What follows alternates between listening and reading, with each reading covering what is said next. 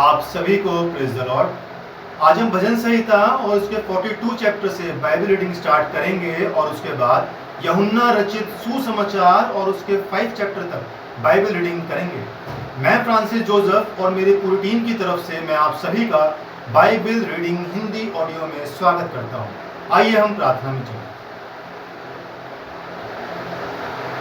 धन्यवाद पिता परमेश्वर, आपका धन्यवाद करते हैं खुदा कि प्रभु जी आपने हमें अपनी हिफाजत में रखा, संभाल के रखा। पिता परमेश्वर धन्यवाद करते हैं प्रभु आज के सुंदर वचन का जो आपने हमें दिया, एक बार फिर अवसर दिया कि पिता परमेश्वर मैं खुदावन बाइबल रीडिंग कर सकूं। आए मेरे पिता परमेश्वर, जो वचन पढ़ा जाए और जो वचन खुदावन आप आसमानी सुना जाए उसके ऊपर आप अपना आशीष भरा हाथ रखें। प्रार्थना को मांगते हैं यीशु मसीह के सच्चे और जिंदे नाम से, आमीन। भजन संहिता और उसका 42 चैप्टर।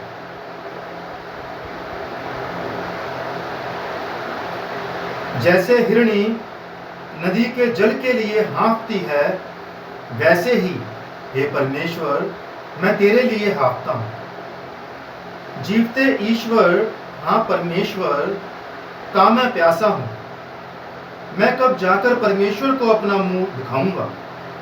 मेरे आंसू दिन और रात मेरा आहार हुए हैं और लोग दिन भर मुझसे कहते रहते हैं तेरा परमेश्वर कहाँ है। ये स्मरण करके मेरा प्राण शोकित हो जाता है कि मैं कैसे भीड़ के संग जाया करता था। मैं जय जयकार और धन्यवाद के साथ उत्सव करने वाली भीड़ के बीच में परमेश्वर के भवन को धीरे धीरे जाया करता था। हे मेरे प्राण, तू क्यों गिरा जाता है? तू अंदर ही अंदर क्यों व्याकुल है? परमेश्वर पर आशा लगाए रहे, क्योंकि मैं उसके दर्शन से उद्धार पाकर फिर उसका धन्यवाद करूंगा। हे मेरे परमेश्वर, मेरा प्राण मेरे भीतर गिरा जाता है, इसलिए मैं यद्रन के पास के देश से और हमरोन के पहाड़ों और मिसगार की पहाड़ी के ऊपर से तुझे स्मरण करता हूँ। तेरी जलधाराओं का शब्द सुनकर जल को पुकारता है। तेरी सारी तरंगों और लहरों में मैं डूब गया हूँ। तो भी दिन को यहोवा अपनी शक्ति और करुणा प्रकट करेगा और रात को भी मैं उसका गीत गाऊंगा और अपने जीवन दाता ईश्वर से प्रार्थना करूंगा। मैं ईश्वर से जो मेरी चट्टान है कहूंगा, तू मुझे भूल गया। मैं शत्रु के अंधेर के मारे क्यों शोक का पहरावा पहने हुए चलता फिरता हूँ। मेरे सताने वाले जो मेरी निंदा करते हैं, मानो उससे मेरी हड्डियां चूर चूर होती हैं, मानो कटार से छिदी जाती हैं, क्योंकि वह दिन भर मुझसे कहते रहते हैं तेरा परमेश्वर कहाँ है। हे मेरे प्राण, तू क्यों गिरा जाता है? तू अंदर ही अंदर क्यों व्याकुल है? परमेश्वर पर भरोसा रख, क्योंकि वह मेरे मुख की चमक और मेरा परमेश्वर है। मैं फिर उसका धन्यवाद करूंगा। इसके बाद हम पढ़ेंगे यूहन्ना रचित सुसमाचार और उसका 5th चैप्टर।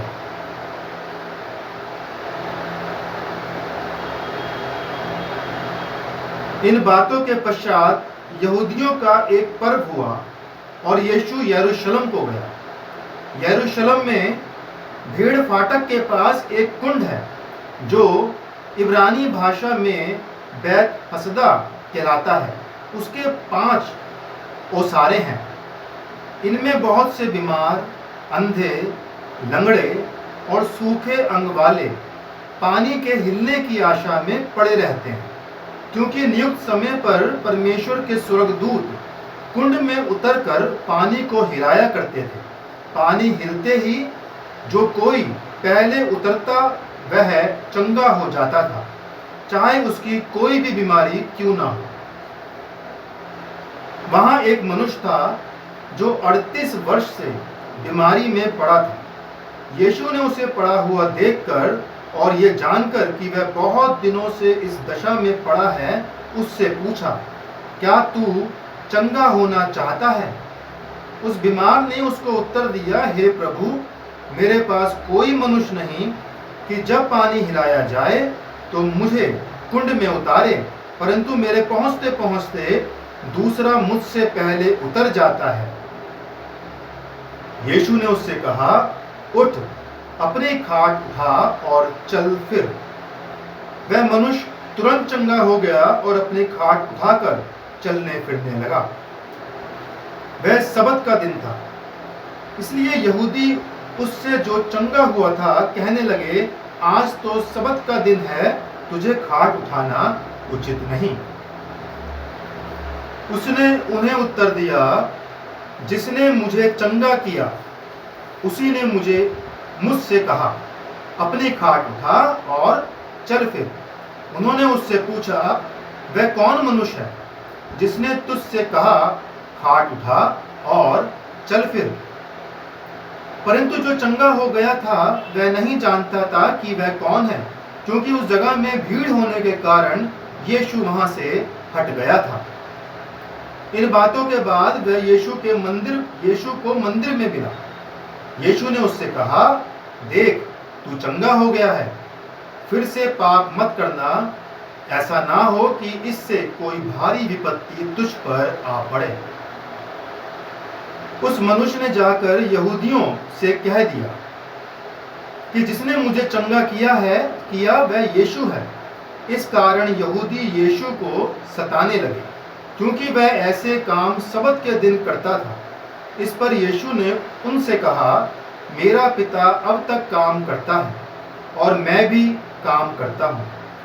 इस कारण यहूदी और भी अधिक उसके मार डालने का प्रयत्न करने लगे, क्योंकि वह न केवल सबत के दिन की विधि को तोड़ता, परंतु परमेश्वर को अपना पिता कहकर अपने आप को परमेश्वर के तुल्य भी ठहराता था। इस पर यीशु ने उनसे कहा, मैं तुमसे सच सच कहता हूँ, पुत्र आपसे कुछ नहीं कर सकता, केवल वह जो पिता को करते देखता है, क्योंकि जिन जिन कामों को वह करता है उन्हें पुत्र भी उसी रीति से करता है, क्योंकि पिता पुत्र से प्रीति रखता है, और जो जो काम वह आप करता है वह सब उसे दिखाता है, और वह इनसे भी बड़े काम उसे दिखाएगा, ताकि तुम अचंभा करो। जैसा पिता मरे हुओं को उठाता और जिलाता है, वैसे ही पुत्र भी जिन्हें चाहता है उन्हें जिलाता है। पिता किसी का न्याय नहीं करता, परंतु न्याय करने का सब काम पुत्र को सौंप दिया है, कि सब लोग जैसे पिता का आदर करते हैं वैसे ही पुत्र का भी आदर करें। जो पुत्र का आदर नहीं करता वह पिता का जिसने उसे भेजा है आदर नहीं करता। मैं तुमसे सच सच कहता हूँ, जो मेरा वचन सुनकर मेरे भेजने वाले पर विश्वास करता है, अनंत जीवन उसका है, और उस पर दंड की आज्ञा नहीं होती, परंतु वह मृत्यु से पार होकर जीवन में प्रवेश कर चुका है। मैं तुमसे सच सच कहता हूँ, वह समय आता है और अब है, जिसमें मृतक परमेश्वर के पुत्र का शब्द सुनेंगे, और जो सुनेंगे वह जिएंगे। क्योंकि जिस रीति से पिता अपने आप में जीवन रखता है, उसी रीति से उसने पुत्र को भी ये अधिकार दिया है कि अपने आप में जीवन रखें, वरन उसे न्याय करने का भी अधिकार दिया है, इसलिए कि वह मनुष्य का पुत्र है। इससे अचंभा मत करो, क्योंकि वह समय आता है कि जितने कब्रों में हैं वह उसका शब्द सुनकर निकल आएंगे। जिन्होंने भलाई की है वह जीवन के पुनरुत्थान के लिए जी उठेगा, और जिन्होंने बुराई की है वह दंड के पुनरुत्थान के लिए जी उठेगा। मैं अपने आप से कुछ नहीं कर सकता, जैसा सुनता हूँ वैसा न्याय करता हूँ, और मेरा न्याय सच्चा है, क्योंकि मैं अपनी इच्छा से नहीं परंतु अपने भेजने वाले की इच्छा चाहता हूँ। यदि मैं आप ही अपनी गवाही दूं तो मेरी गवाही सच्ची नहीं। एक और है जो मेरी गवाही देता है, और मैं जानता हूं कि मेरी जो गवाही वह देता है वह सच्ची है। तुमने यूहन्ना से पूछवाया और उसने सच्चाई की गवाही दी है, परंतु मैं अपने विषय में मनुष्य की गवाही नहीं चाहता। तो भी मैं ये बातें इसलिए कहता हूं कि तुम्हें उद्धार मिले। वह तो जलता और चमकता हुआ दीपक था, और तुम्हें कुछ देर तक उसकी ज्योति में मगन होना अच्छा लगा। परंतु मेरे पास जो गवाही है वह यूहन्ना की गवाही से बड़ी है, क्योंकि जो काम पिता ने मुझे पूरा करने को सौंपा है, अर्थात यही काम जो मैं करता हूं, वह मेरे गवाह हैं कि पिता ने मुझे भेजा है, और पिता जिसने मुझे भेजा है उसने मेरी गवाही दी है। तुमने ना कभी उसका शब्द सुना और ना उसका रूप देखा है, और उसके वचन को मन में स्थिर नहीं रखते, क्योंकि जिसे उसने भेजा तुम उसका विश्वास नहीं करते। तुम पवित्र शास्त्र में ढूंढते हो, क्योंकि समझते हो कि उसमें अनंत जीवन तुम्हें मिलता है, और ये वही है जो मेरी गवाही देता है। फिर भी तुम जीवन पाने के लिए मेरे पास आना नहीं चाहते। मैं मनुष्यों से आदर नहीं चाहता, परंतु मैं तुम्हें जानता हूं कि तुम में परमेश्वर का प्रेम नहीं। मैं अपने पिता के नाम से आया हूं और तुम मुझे ग्रहण नहीं करते। यदि अन्य लोग अपने ही नाम से आए तो उसे ग्रहण कर लोगे। तुम जो एक दूसरे से आदर चाहते हो, और वह आदर जो एकमात्र परमेश्वर की ओर से है, नहीं चाहते, किस प्रकार विश्वास कर सकते हो? ये ना समझो कि मैं पिता के सामने तुम पर दोष लगाऊंगा। तुम पर दोष लगाने वाला तो मूसा है, जिस पर तुमने भरोसा रखा। क्योंकि यदि तुम मूसा का विश्वास करते तो मेरा भी विश्वास करते, इसलिए कि उसने मेरे विषय में लिखा है। परंतु यदि तुम उसकी लिखी हुई बातों पर विश्वास नहीं करते तो मेरी बातों पर कैसे विश्वास करोगे? परमेश्वर अपने वचन के पढ़े और सुने जाने पर अपनी बहुतायत से आशीष दे। आमीन। यूहन्ना रचित सुसमाचार उसका 5 चैप्टर में जो हमने देखा, एक 38 वर्ष का रोगी बीमार मनुष्य जिसको यीशु मसीह ने चंगा किया, जिसका जो बेचारा इतना मोहताज था कि काफी टाइम से वहां पे इंतजार कर रहा था उस कुंड के हिलने की, जो परमेश्वर के स्वर्गदूत आते थे सही एक नियुक्त समय पर उसको हिलाया करते थे। और उस टाइम क्या होता था, जितने भी किसी भी तरह की कोई भी नाना प्रकार की बीमारियां क्यों ना हो, जब वो कुंड के पानी को हिलाते थे तो बीमार उसमें उतरते थे। जो उतरते थे हिलते हुए पानी में, तो वो चंगे हो जाया करते थे। ये 38 वर्ष का मनुष्य के पास कोई सहायक नहीं था उस कुंड के पानी में उसको लेके जाने का, कि कोई उसको लेके जाए वहां पर, ताकि जब पानी हिले तो वो चंगा हो जाए। यीशु मसीह ने उसे देखा और यीशु मसीह ने उसे चंगा किया।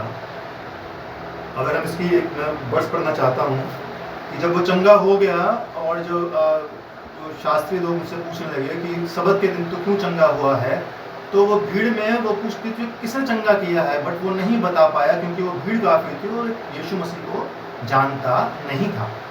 लेकिन जब इसी की हम देखेंगे 5 चैप्टर की 14 वर्ष में इस तरह लिखा है, इन बातों के बाद वह, वही 38 वर्ष का चंगा हुआ मनुष्य, इन बातों के बाद वह यीशु को मंदिर में मिला, यीशु मसीह को मंदिर में मिला, और यीशु ने उससे कहा, देख तू चंगा हो गया है। यीशु ने उससे कहा, देख तू चंगा हो गया है। और यीशु ने फिर उसके बाद उसको क्या कहा, फिर से पाप मत करना, ऐसा ना हो कि इससे कोई भारी विपत्ति तुझ पर आ पड़े। मेरे अजीजों, जब परमेश्वर की ओर से किसी भी तरह की हमें कोई बरकत या चंगाई मिलती है, जब प्रभु ने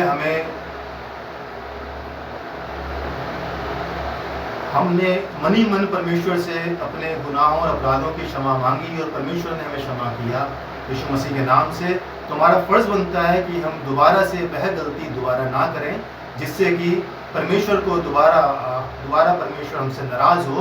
और यीशु मसीह ने उस मनुष्य को यही कहा कि देख तू चंगा हो गया है, फिर से पाप मत करना, ऐसा ना हो कि इससे कोई भारी विपत्ति तुझ पर आ पड़े। मेरे अजीजों, हम अपने किए हुए गुनाहों की माफ़ी जो परमेश्वर से मांग चुके हैं, या आप चाहें तो मांग सकते हैं, और उसके बाद जब परमेश्वर हमें माफ़ करता है तो ये हमारा फ़र्ज़ बनता है कि हम दोबारा से उस गलत राहों पर, गलत रस्तों पर और वही गुनाह दोबारा से ना करें। इसी के साथ मैं चैप्टर यहीं समाप्त करना चाहता हूँ। आइए हम प्रार्थना करें। धन्यवाद पिता परमेश्वर, खुदावंद सुंदर वचन के लिए जो आपने दिया, जो ये वचन पढ़ा गया है और जो ये वचन सुना गया है। उम्मीद करते हैं प्रभु कि ये वचन फलदायक है। प्रभु जी, बचे हुए पल में, बचे हुए पहर में आप हमारे साथ हैं। खुदा बाप आसमानी, आज मैं प्रार्थना विनती करना चाहता हूँ तमाम उन बेरोजगारों के लिए जो पिता परमेश्वर बेरोजगार हैं और उन्हें पिता परमेश्वर रोजगार नहीं मिलता।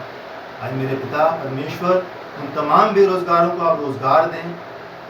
खुदा बाप आसमानी, मैं नहीं जानता पिता, लेकिन वरन पिता परमेश्वर आप जानते हैं कि जो घर में एक ही कमाने वाला है और पिता परमेश्वर जब वो बेरोजगार होकर बैठा हुआ है, तो पिता परमेश्वर उन परिवारों में क्या दिक्कतें, क्या परेशानियों का सामना वो लोग करते हैं और क्या होती है। पिता परमेश्वर, तमाम कमाने वालों का गुजरे दौरान जो पिता परमेश्वर इस महामारी की वजह से रोजगार छूटा है, पिता परमेश्वर जल्द से जल्द तमाम बेरोजगारों को खुदा आप रोजगार दें। सबके साथ हो खुदा, सबके ऊपर अपने रहम की बारिश करें, एक एक को छू छू करके मसा कर दें। इस प्रार्थना को मांगते हैं यीशु मसीह के सच्चे और जिंदे नाम से, आमीन। परमेश्वर का अनुग्रह हम सब पर बना रहे और प्रभु की आशीष हम सब पर सदा और सर्वदा बनी रहे। आप सभी को प्रेज़ द लॉर्ड।